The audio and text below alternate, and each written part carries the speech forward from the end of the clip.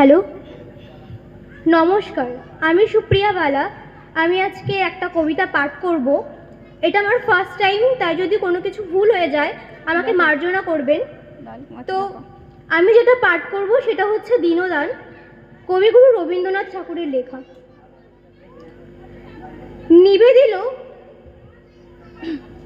নিবেদিল রাজভৃত মহারাজ, বহু অনুনয়ে সাধু শ্রেষ্ঠ নরোত্তম, তোমার সোনার দেবালয়ে নালয়ে আশ্রয়।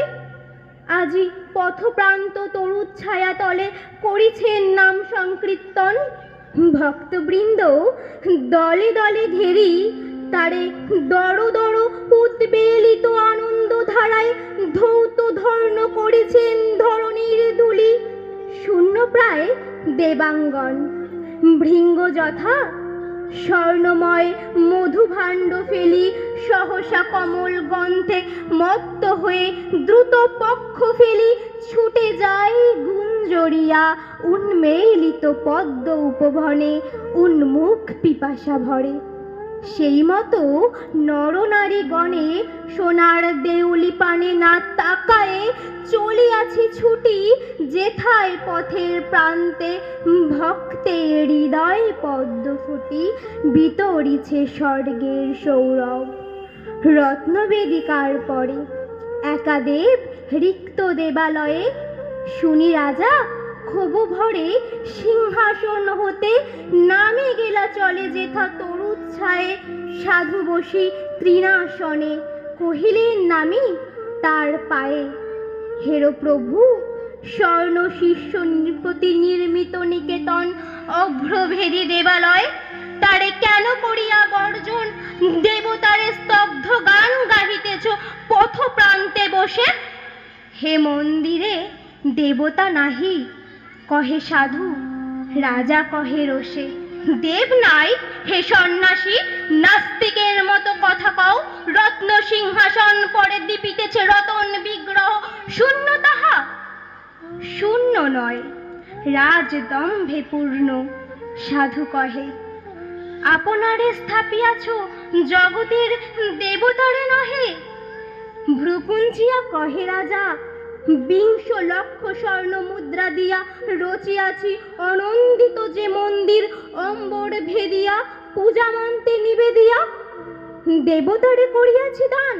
তুমি কহ সে মন্দিরে দেবতা নাহি কোন স্থান। শান্ত মুখে কহে সাধু, যে বৎসর বহিদাহে দিন 20 সহস্র প্রজা গৃহহীন অন্ন বস্ত্রহীন দাঁড়াইল দ্বারে তব। কেঁদে গেল ব্যর্থ প্রার্থনায় অরণ্যে গুহার গর্ভে পথ প্রান্তে তরুর ছায়ায়। অসহ্য বিদীর্ণ জীর্ণ মন্দির প্রাঙ্গণে সে বৎসর 20 লক্ষ মুদ্রা দিয়া রচি তব শীর্ণদীপ্ত ঘর দেবতারে সমীর পিলে। সেদিন কহিলা ভগবান, আমার অনাদি ঘরে অগণ্য আলোক দীপ্যমান অনন্ত নীলিমা মাঝে মোর ঘরে ভিত্তি চিরন্তন সত্য শান্তি দয়া প্রেম। দীনশক্তি যে ক্ষুদ্র কৃপণ নাহি পারে গৃহ দিতে, গৃহহীন নিজ প্রজাগণে সে আমারে গৃহ করে দান। চলে গেল সেইক্ষণে পথ প্রান্তে তরুতলে দিন সাধে দিনের আশ্রয়। অগাধ সমুদ্র মাঝে স্ফীত ফেন যথা শূন্যময় তেমনি পরম শূন্য। তোমার মন্দির বিশ্বতলে স্বর্ণ আর দপ্তের বুদবুদ। রাজাজুলি রোষানলে কহিলেন, রে ভণ্ড পামর, মোর রাজ্য ত্যাগ করে এই মুহূর্তে চলি যাও। সন্ন্যাসী কহিলা শান্ত স্বরে, ভক্ত বৎসল রে, তুমি যেথায় পাঠালে নির্বাসনে সেইখানে মহারাজ নির্বাসিত করো ভক্তগণে। নমস্কার, আমার পাঠ সমাপ্ত। ধন্যবাদ সুপ্রিয়া।